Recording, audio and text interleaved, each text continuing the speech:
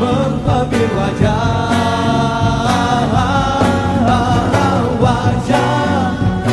yang menukil dan mempersembahkan, wajah yang mengalir cinta dan pasrah. Namamu terukir indah, namamu mengambil wajah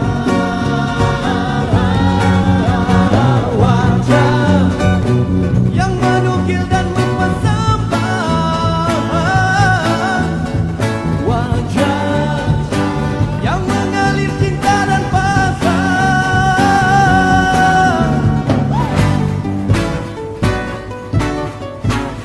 Ku sebut namamu tiap waktu pada maksud ingin bersatu. Aku hidup demi kerenamu, memaut diri cinta yang satu.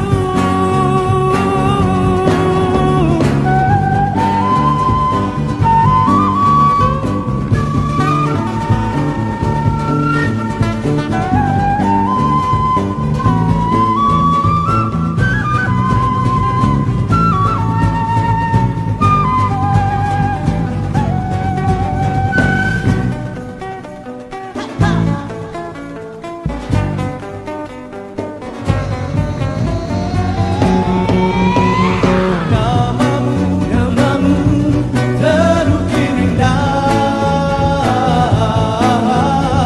namamu memanggil wajah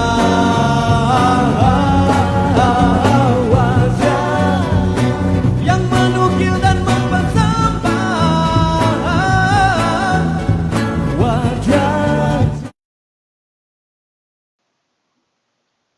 Bismillahirrahmanirrahim.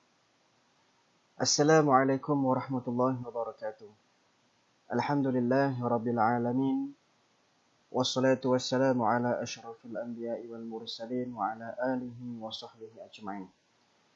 Alhamdulillah, bersyukur kita kepada Allah Subhanahu wa taala kerana dengan limpah rahmat dan kasih sayangnya dapat lagi kita bertemu pada malam ini di slot 10 minit je bosku at kongsi-kongsi.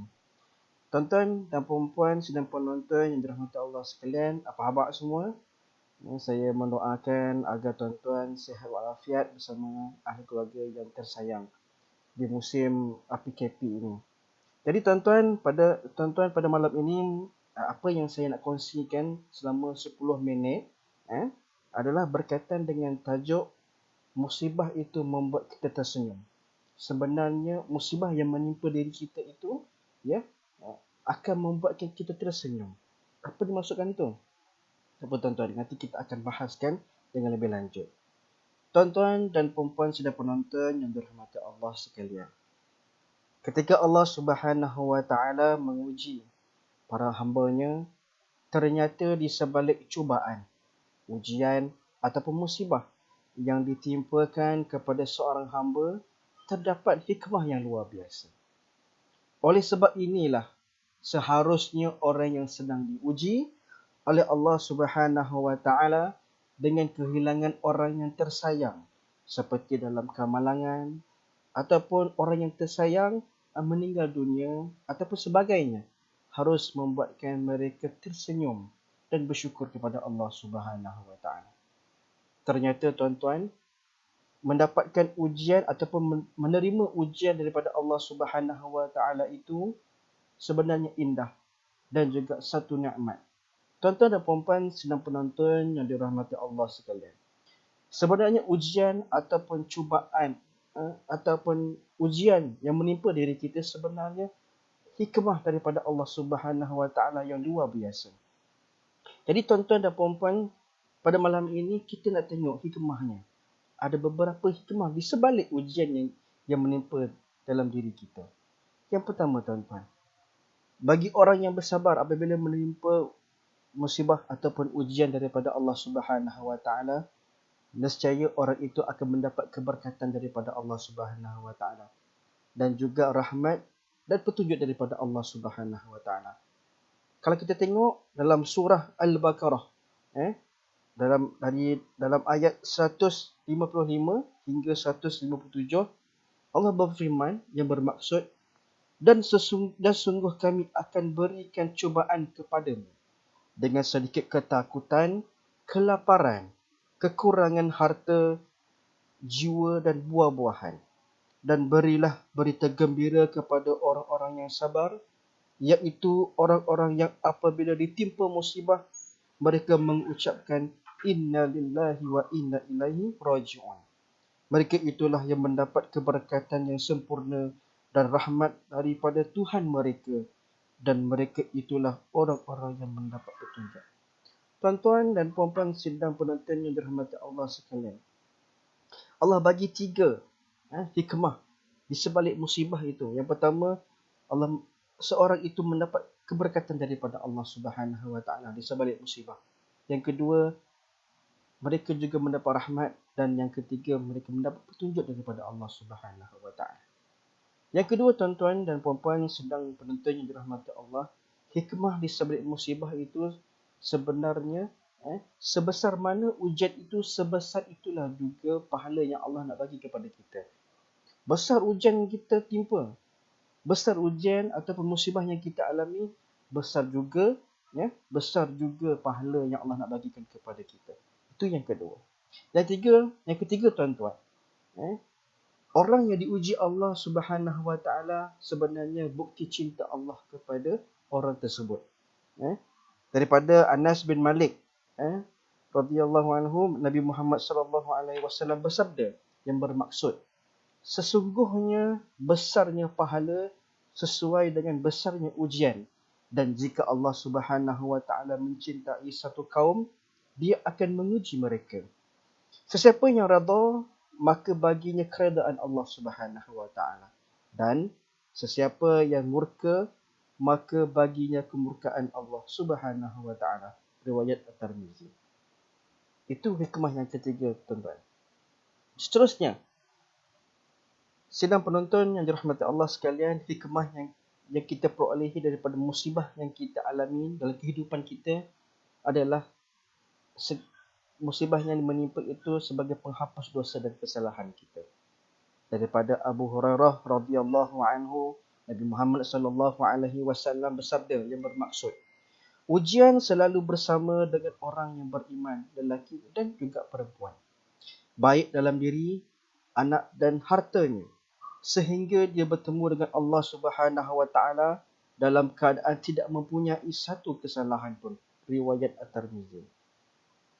Tuan-tuan dan puan-puan sidang penonton yang dirahmati Allah sekalian, yang terakhir hikmah di sebalik musibah yang kita alami dalam kehidupan kita, iaitu seorang yang mendapat cubaan, ujian, musibah, maknanya Allah Subhanahu wa taala inginkan kebaikan untuknya.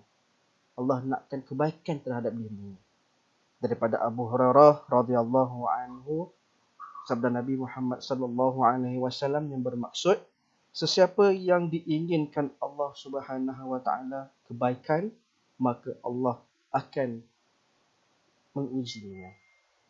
Sedang penonton yang dirahmati sekalian, ingatlah, konklusi yang kita boleh simpulkan bahawa yang pertama, seharusnya orang yang sedang diuji oleh Allah Subhanahu wa taala dengan kehilangan orang yang disayangi harus membuatkan mereka tersenyum dan bersyukur, bukan sebaliknya. Kita kena meletakkan satu konsep ataupun satu matlamat ataupun satu poin yang mana musibah yang melanda dalam diri kita itu bukannya satu malapetaka semata-mata. Bukan malapetaka semata-mata. Bahkan tetapi ada hikmah di sebalik musibah yang melanda ataupun yang kita alami dalam kehidupan. Itu yang pertama.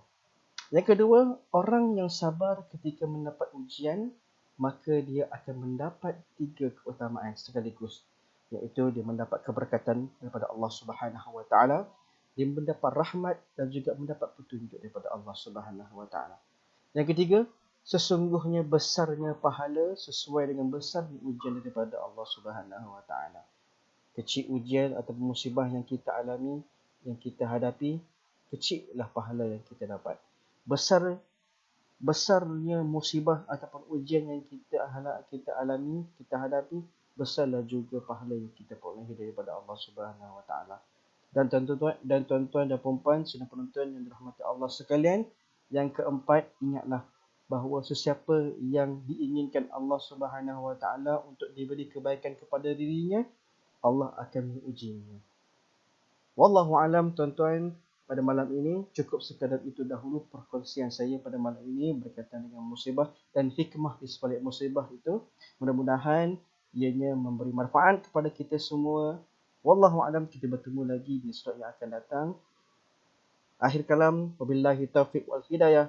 Wassalamualaikum warahmatullahi wabarakatuh.